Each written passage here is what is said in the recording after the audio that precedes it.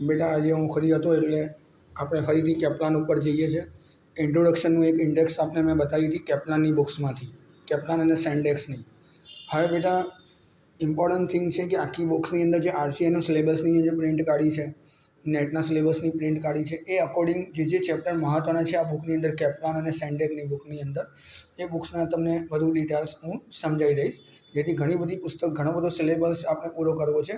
એટલે આપણા માટે જે બહુ જ ઇમ્પોર્ટન્ટ છે એ બધી ડિટેલ્સ તમને ફોરેનની બુકમાંથી હું સમજાવી દઈશ. બેટા આજે આપણે જોવું છે ક્લાસિફિકેશન ઇન સાયકેટ્રિક, એટલે બેટા વર્ગીકરણ, મનોચિકિત્સાનું વર્ગીકરણ. મનોચિકિત્સક એટલે સાયકેટ્રિક. બેટા ક્લાસિફિકેશન ઇન સાયકેટ્રી, મનોચિકિત્સામાં વર્ગીકરણ, એનું ગુજરાતી એવું થાય બેટા. એનો મતલબ એ છે કે જે મેડિકલ સાયન્સના ફિલ્ડની અંદર જે 12th આફ્ટર નીટની એક્ઝામ આપે છે, પછી 4 વર્ષ MBBS કરે છે બેટા, એના પછી MD ઇન સાયકેટ્રિક, પછી 2 વર્ષ ફરીથી એ સાયકેટ્રિક એટલે મનોચિકિત્સકનું ભણવાનું કરે છે, અને એને આપણે સાયકેટ્રિક કહીએ છીએ. અને આ સાયકેટ્રી, મનોચિકિત્સા, હા, એવું થાય છે. હવે આને આપણે સમજવાનો પ્રયત્ન કરીએ બેટા કે શું છે આ ક્લાસિફિકેશન. બહુ ઇમ્પોર્ટન્ટ ચેપ્ટર છે. હા બેટા, આ સૌથી બેઝિક અને સૌથી ઇમ્પોર્ટન્ટ ચેપ્ટર છે એક્ઝામની દ્રષ્ટિએ. ઘણી વખત ક્વેશ્ચન આમાંથી આવે છે. Classification in the purpose by which the complexity of the phenomena is reduced by the arranging them into categories according to some established criteria for one or more purpose.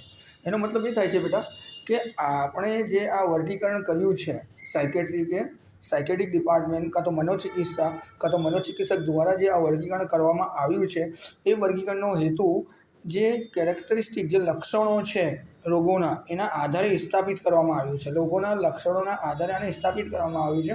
અને આ ચિકિત્સાના ઘણા બધા હેતુઓ છે કે આ વર્ગીકરણના ઘણા બધા હેતુઓ છે બેટા. ચિકિત્સા બોલી ગયો હું.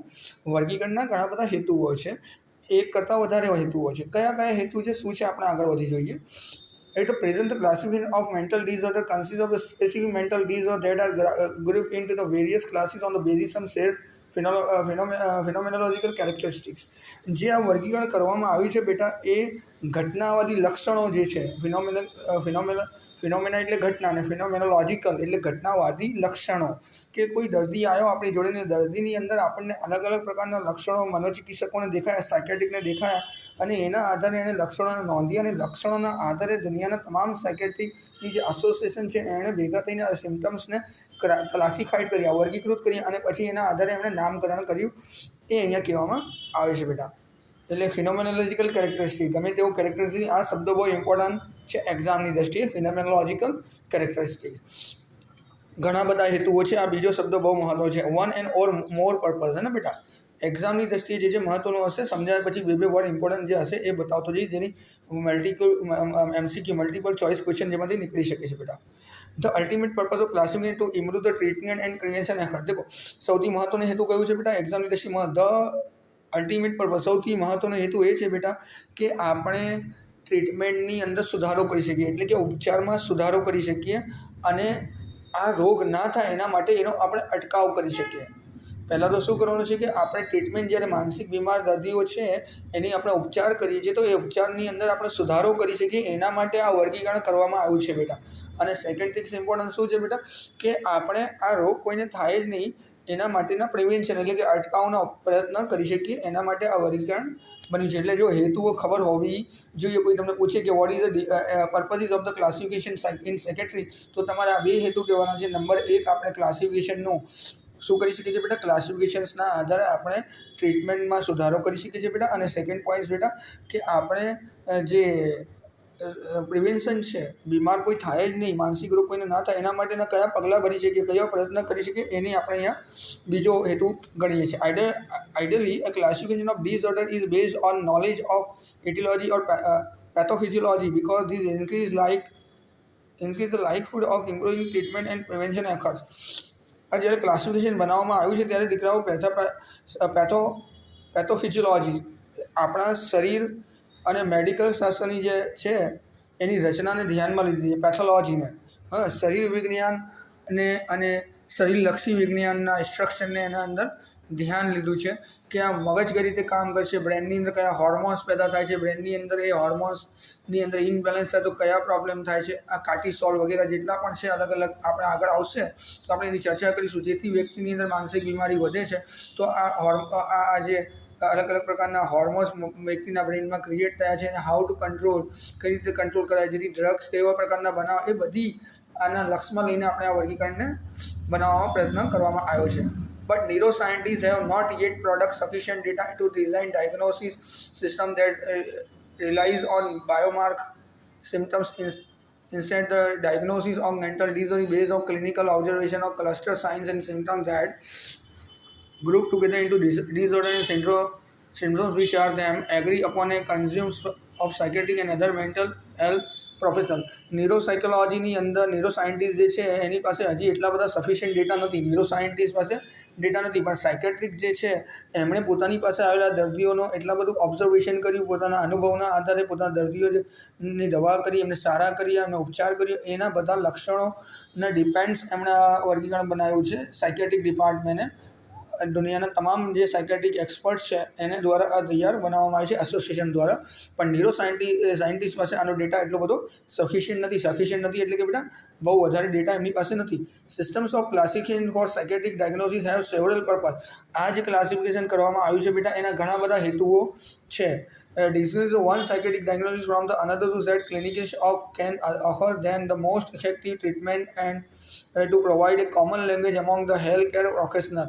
આપણે દીકરાઓ આ ક્લાસિફિકેશન્સના આધારે એ પણ મહત્ત્વની હેતુ અંદર આવ્યું છે કે આપણે એક તો ટ્રીટમેન્ટમાં સારામાં સારી ટ્રીટમેન્ટ આપી શકીએ, ને બીજું આપણા માટે કયા કયા પ્રોબ્લેમ છે જો ક્લાસિફાઈડ કરીશું આપણે રોગને બેટા, આપણે જે રોગો છે મનોવૈજ્ઞાનિક જે માનસિક રોગો છે બેટા એને ક્લાસિફિકેટ કરીશું એટલે કે વર્ગીકરણ કરીશું. એના પછી આપણે એને કયો રોગને લેબલ કરીએ છીએ, એને હેડિંગ કયું આપે છે કે આ દર્દીને આ રોગ છે, તો એના આધારે આપણને કયા પ્રકારના સાયકોલોજીસ્ટની મદદની જરૂર છે એ પણ આ વર્ગીકરણથી આપણને સંતોષાઈ શકે છે. દાખલા તરીકે બેટા ભૂકંપ થયું, હુલ્લડો થયા, ભારતમાં હુલ્લડો ઘણા થાય છે, કોમન થઈ ગયું આ બધું. હુલ્લડો થાય છે, ભૂકંપ થાય છે, પાણી વધારે આવી જાય છે, તો આવી પરિસ્થિતિમાં બેટા લોકો ત્રાસમાં જતા રહે, ટેન્શનમાં જતા રહે, એના પરિવાર ટેન્શનમાં જાય, માનસિક રીતે બીમાર થઈ જાય છે. તો આવા લોકોને સારું કરવા માટે કોણ જોઈએ બેટા? તો રિહેબિલિટેશન સાયકોલોજીસ્ટ જોઈએ બેટા. હા, અને જે વ્યક્તિને સાયકોન્યુરોસિસ ચિંતા છે, ડિપ્રેશન છે, ને ઓબ્સેસિવ કમ્પલ્સિવ ડિસઓર્ડર છે, પોસ્ટ ટ્રોમેટિક ડિસઓર્ડર છે, એવા લોકો છે બેટા. તો એમને શું જોઈએ દીકરાઓ? તો એમના માટે આપણે મહત્ત્વની વસ્તુ એ છે બેટા કે એમને ક્લિનિકલ સાયકોલોજી જોઈએ છે. એટલે કહેવાનો અર્થ એ છે બેટા કે ગવર્મેન્ટને પણ બેનિફિટ્સ થાય ને કે ભાઈ આટલી પ્રોબ્લેમ માટે રિહેબિલિટેશન સાયકોલોજીસ્ટ, આટલી પ્રોબ્લેમ માટે ક્લિનિકલ સાયકોલોજીસ્ટ. એટલે ગયા દર્દી માટે કયા પ્રકારના સાયકોલોજીસ્ટની રિક્વાયરમેન્ટ છે એના આધારે કોર્સનો કરિક્યુલમ અપડેટ થાય બેટા. ભારતની તમામ યુનિવર્સિટીમાં અલગ પ્રકારના કોર્સ ચાલે, જ્યાં તમારા જેવા બાળકો ભણીને એ પોતાને રસ હોય ત્યાં અલગ વિભાગની અંદર જઈને દર્દીઓને સારો કરવા માટેનો પ્રયત્ન કરી શકો છો. એ આ ક્લાસિફિકેશનનો એક મહત્ત્વનો હેતુ છે બેટા. હા, still unknown causes of many mental disorders. The two most important psychiatric classification, the diagnosis and hysterical mental disorder developed by the American Psychiatric Association, collaboration with the groups of the mental health profession and the international classification disease. આ બીજો paragraph છે બેટા, બહુ important છે દીકરાઓ. બીજો second paragraph કે આ ક્લાસિફિકેશન કોને બનાવ્યું? તો આ ક્લાસિફિકેશન કેમ બનાવ્યું એ તો ખબર પડી ગઈ. હવે ક્લાસિફિકેશન કોને બનાવ્યું? તો ક્લાસિફિકેશનનું જે નામ છે DSM-4 બેટા. DSM એનું નામ છે દીકરાઓ, DSM. એટલે એનો અર્થ થાય છે બેટા, આનો ફૂલ ફોર્મ થાય છે diagnosis and statistical manual and mental disorder બેટા. આ કોણે બનાવ્યું બેટા? તો અમેરિકન સાયકેટ્રિક એસોસિએશને બનાવ્યું. કોણે બનાવ્યું બેટા? અમેરિકન સાયકેટ્રિક એસોસિએશને. કોને સાથે લઈને બનાવે? એ કોઈ કામ વ્યક્તિ એકલો નથી કરી શકતો બેટા, એના માટે તો લોકોના સપોર્ટની જરૂર હોય ને બેટા. તો સાયકેટ્રિક એસોસિએશને કોને સપોર્ટ લીધો? અમેરિકન સાયકેટ્રિક એસોસિએશને સપોર્ટ લીધો બેટા મેન્ટલ હેલ્થ પ્રોફેશનલ્સનો, જે માનસિક સ્વાસ્થ્ય સુધારણા માટેના જે વ્યવસાય કરે છે એવા નિષ્ણાંતો છે એમનો સપોર્ટ લીધો. અને બીજો કોનો સપોર્ટ લીધો બેટા?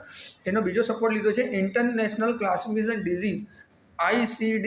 ઇન્ટરનેશનલ પહેલાં ICD ચાલતું હતું બેટા, આગળ આવશે બેટા, પણ અત્યારે હાલમાં DSM ચાલે છે.